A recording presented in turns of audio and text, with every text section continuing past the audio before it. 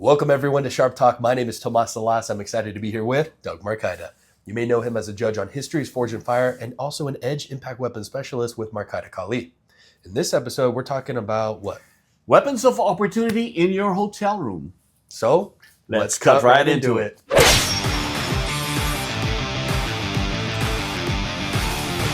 So we get this question quite a bit. You can't carry a knife, you can't carry a gun, you're traveling into a different country, but you're stuck in your hotel room. What are some weapons that we can talk about and use effectively?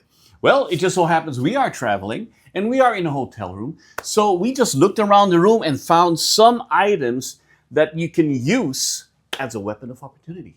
All right, Doug, what's the first one? Okay, let me just turn off the TV. Oh, the remote control. So the remote control right here that you can pick up anywhere, right? Common thing to find in a hotel room. You can actually use this because it's found in your hand. You can pick it up. It's so usually around your bed. Is a weapon of opportunity that can be for impact. Now, if you look at the way this is designed, you first have to look at the remote control. Goes what parts of it?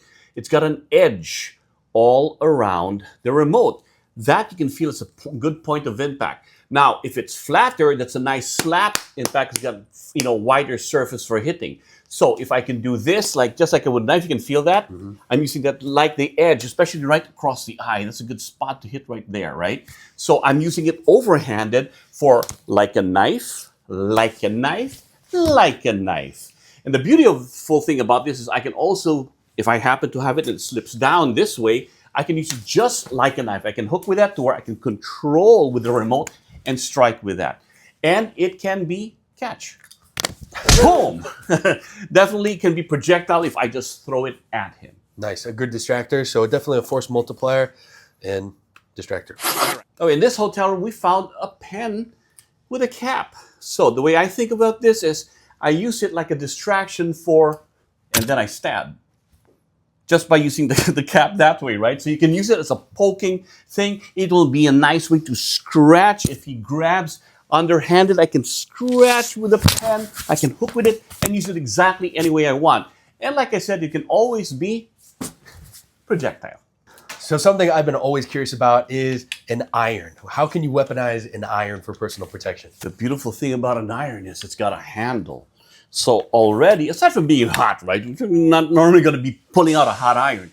But this protects my knuckles. It's basically like your knuckle duster. If I use it, it has a nice way that I can use it to protect my hand if I'm using it. It's got a point in here so I can just jab with that point to give a distance. Notice the flat end here. I can use that to get, if he goes out here, it's got a nice complete surface to use that on a person. Now, in this particular one, it's not heated, but if it was, I could spray and then hit with it. Now, there's always something here on the tail end of this, right? That's your whip right there when we're talking about flexible weapons. If I hit with this and to buy time to get there, I can use this particular part just to whip as I hit to distract. But if I do want to strangle, I can hit you with that. I can come out here and then strangle and then hit again or poke with it. So there's so many ways that you can use it for. If I happen to have it this way, then now I've got my whip and weapon. So this buys the distance because I can go length with this for long range, short range.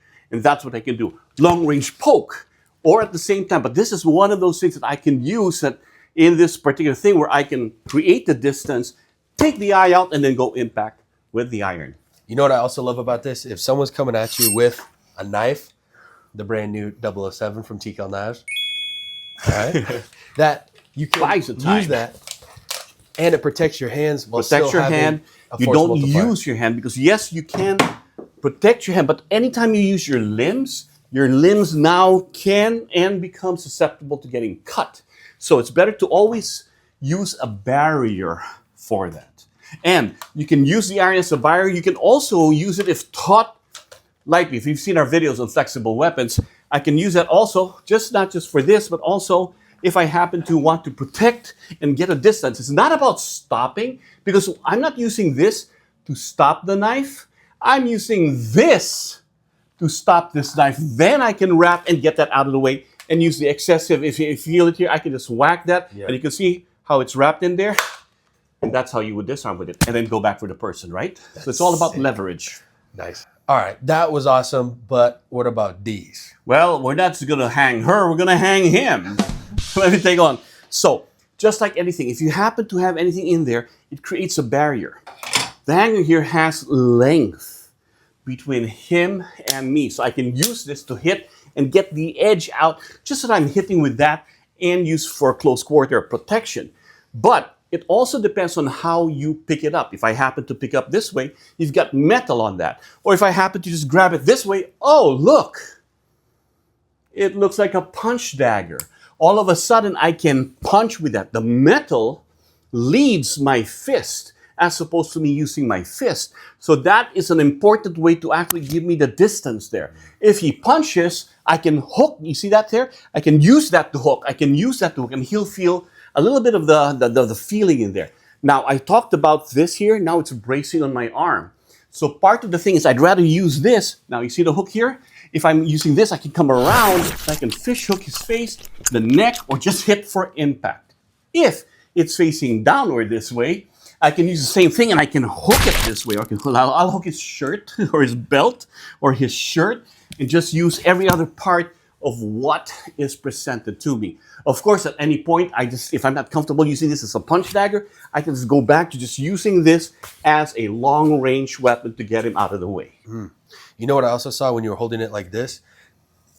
Is that now you also have a stabbing implement as well to hook and trap. Hook and everything else. You just got to look at the attributes of what you find around your room. The next thing we have is find anything around you that is, everywhere, not just in your room, in airports, in any lobby. This is one of my favorite things because it's everywhere. So, it's just a magazine. Question, spine in or spine out? Doesn't matter because they have different attributes. I'm going to roll it up to where it's going to be spine in. All I'm doing is just pretty much rolling it into this. So what I've done is I've really reinforced this piece right here that he can feel it right here. It's like basically you can feel that. That'll crush the face. When you have leaves like this, I can leave paper cuts in the eye and then use that. But I can definitely use it just like I would a stick, right? And you can do that. Now, here's the thing that you can also do with this. I can also make it simply by opening it and lengthening it. Now I have a longer impact weapon when I start rolling this. And this time it won't be just squared, it'll be flatter. Now you have pretty much like a flat stick, right? And the reason for that is it buys me distance. So now I have a longer weapon for impact right here, right? Now this part is going to be harder, it's going to be floppy right here. But it also works like a fan, right? So it's going to be looser. It's like a whiplash when you're doing this. If I want to go impact, I can use this, or I can buy time and then use the rest of my hand to buy that. Of course, at any point, I can just open up the magazine and just pretty much let him read it and take it. It's a matter of a distraction also. I could be holding this and he won't see what's right behind it. Pow. Or he won't, if I just open up here, he won't see and I can just punch right through it. And of course, you got water bottles. It's great. It not only hydrates you, but it'll help hydrate him if I'm throwing water at him, right? Or if I got the handle here, I can use it just like a baton. Throw it at him, use it. If I use it this way, I can use it for an impact weapon this way and slash and hit. Everything you've learned from hitting, right? It just buys you time because why would I use this? Because there's distance. It keeps a distance away from me. If I'm using my hand, I'm closer and closer for impact also that way. So something to think about.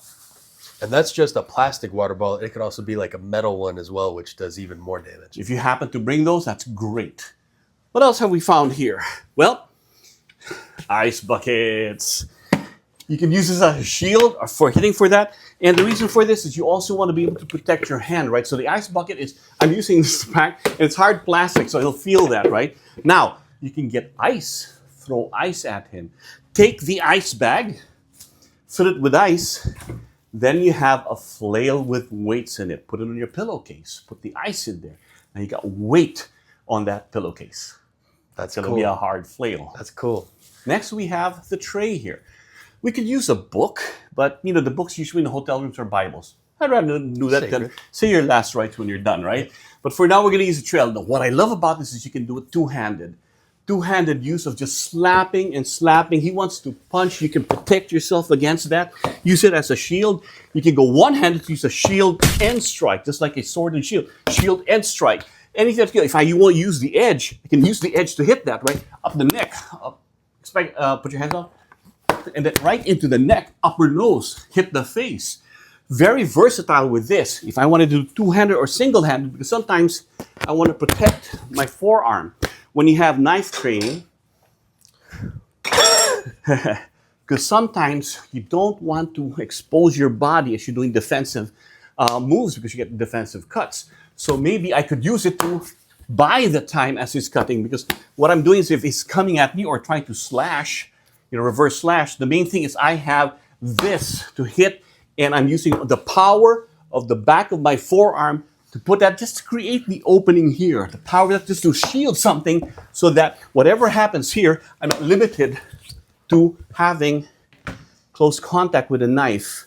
Always use something as a barrier. Well, there you guys have it. That is part 1 of 2 of our hotel room security series and improvised weapons. Doug Marcaida, thank you. Well, it's been a pleasure. It's getting late, so time to turn in. But at least tonight, we are protected. Stay sharp.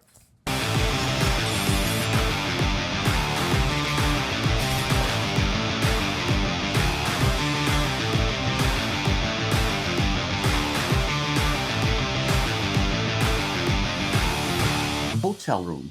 So let's cut right into it. Yeah, that's so. You have to put the so. Okay. How it's wrapped in there.